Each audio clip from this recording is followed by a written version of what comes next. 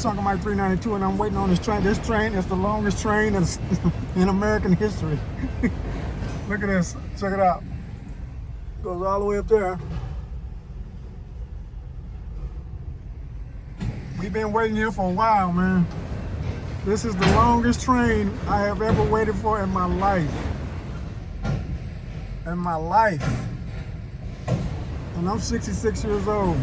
I've never seen a train this long. We've been here at least 25 minutes. And it's still coming. See that?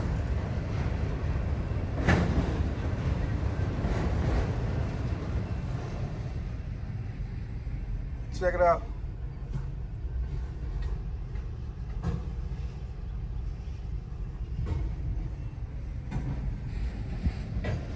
Still coming.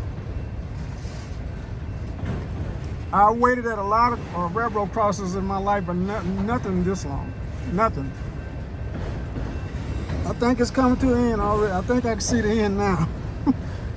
I think. I don't know. I can't. Those trees are in the way. Oh, that's it. That's the end.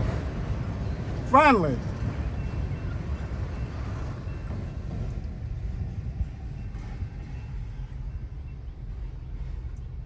That's the end right there.